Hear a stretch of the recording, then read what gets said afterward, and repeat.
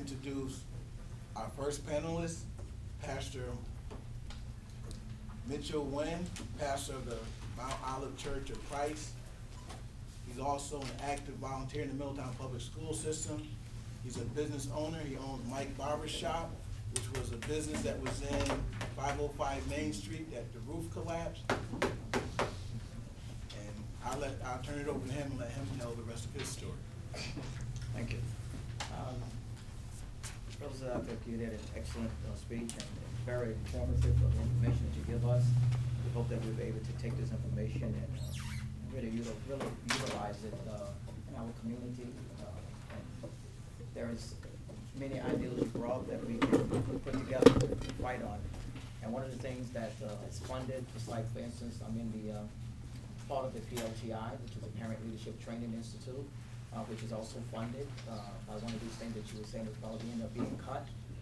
This is a great program for our children, families.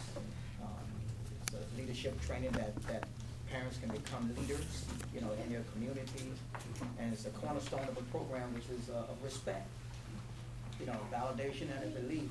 When the tools of democracy and understood, the public will become active participants, in the community, and that's what we're fighting for. And through that, through the grant funding is what's needed in order to keep this thing going on.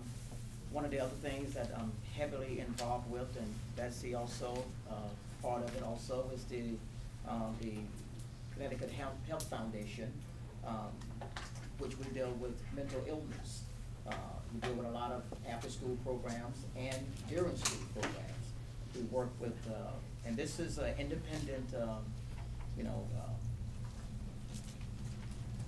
program that we work with, which is being funded, by grants also, and that's how it operates. It totally feed off grants. Over 530 grants totaling over $41 million. Is where this come from, and this is improving the access of children's mental health services, reduces racial and ethnic health disparities, supporting the incorporation of oral health and health care, human services, and education systems.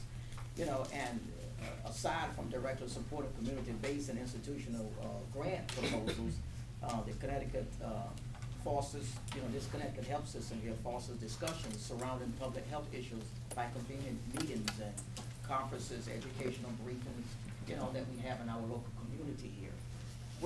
And these are the facts that are proven from these programs.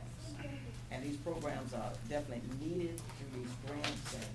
And my thing is that we'd like to talk more and what can we do to get this thing on the right track. And we brought up one of the things about where we can start from, the cuts that could be taken care of. But, one of the big questions is too is, I heard you say in several months, a few months that we probably be taking effect.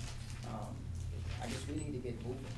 Things need to get started, and we'd like to know what is a good starting point we can get started with, to get going with this. So, but without the grants, it would be impossible to keep it going. I just wanted to make it known that this is so important to keep these programs going.